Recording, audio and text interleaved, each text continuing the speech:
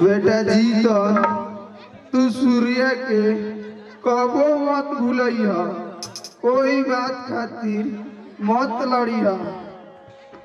सूर्या अगर जीतन तोहरा के कबू मरिहन त तू उनकर आशीर्वाद समझिया, बाकी भूल के भी जीतन को हाथ मत उठैया।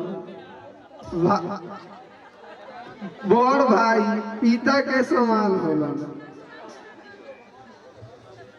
बाबूजी, हाँ तू ऐसा बात काहे कर रहल बड़ा? हमरे कुछ समझ में नहीं के आवत। बेटा अब हमारा यह बुझात बा कि अब हम ना जियम, लागत बा कि अब हमार ज्यादा दिन नइखे जिए के। ना ना बाबूजी, ई रउआ का कहत बानी?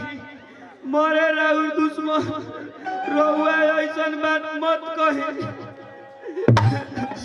बेटा तोहन जना के पास हम बहुत दिन रहनी, बाकी अब हमार समय आ गइल बा। बेटा जीतन तू सूर्य के अपन बेटा जैसन मनिया। देवर जी, बाबूजी ठीक कहत बानी।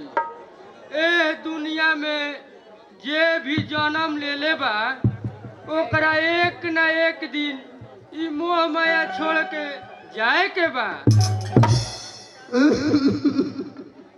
सूर्य बेटा तू बहू के अपन भाभी माँ समझिया, उनका ऊपर कभी भी हाथ मत उठैया। दूसरा के औरत पर हाथ उठावला से पाप होला। बेटा दूसरा के औरत के माई जैसन आदर कइल जाला। बाबूजी, ई रउआ का कहत बानी? रउआ आराम करी।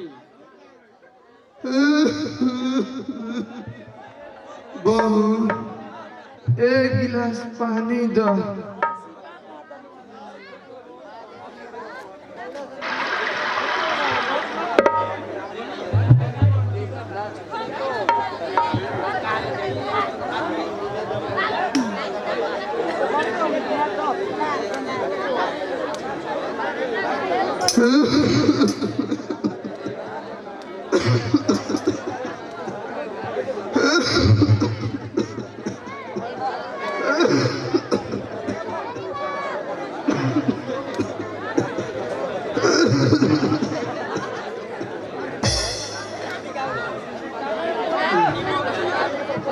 जी बाबूजी।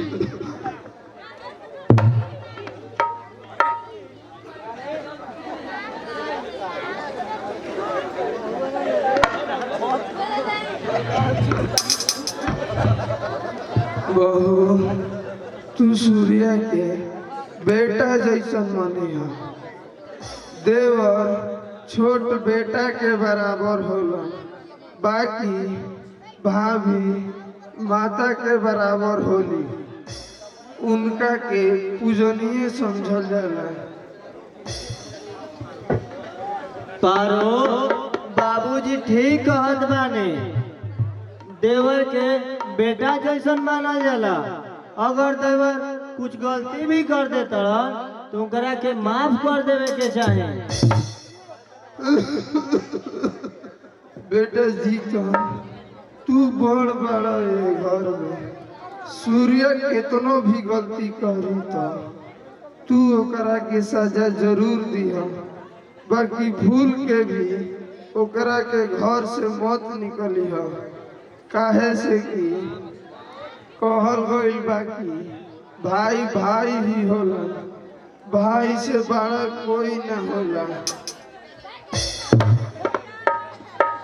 बाबूजी, ई रउआ का कहत बानी? हम रउआ बिना ना रह सकी ना बाबूजी।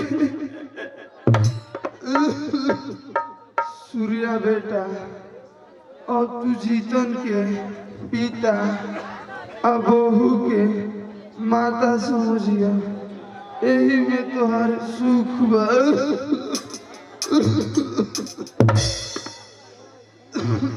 बाबूजी ई सब बात भूल जाए, बाकी तो लगे कबो न भूला।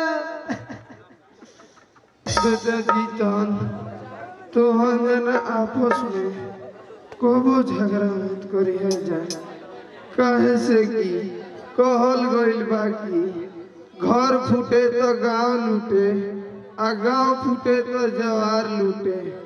दूसरा के कहला को विश्वास मत करिए जा बेटा, बल्कि आपस में मिलजुल के रहिए जा। रउआ चिंता मत करी बाबूजी, हम सूर्या के कबो न भूलब। हम दोनों भाई मिलजुल के रह जाई। जीतन बेटा, तू और बहू सूर्य के माई बाबू के प्यार दिया जा। हमार अंतिम बात के जरूर पालन करिया जा। इस समाज में कबो भी हमारी इज्जत पर आँच मचावे दिया जा। सूर्या बेटा, जीतन के पिता और बहू के माता समझिया।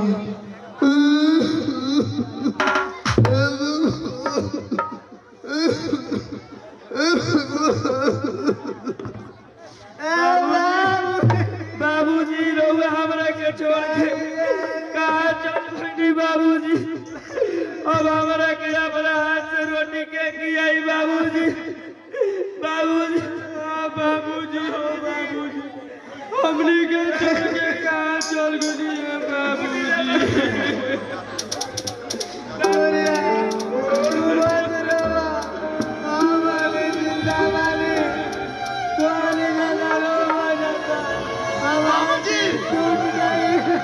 बाबूजी, हे बाबूजी, बाबूजी, बोलो ना, हे बाबूजी,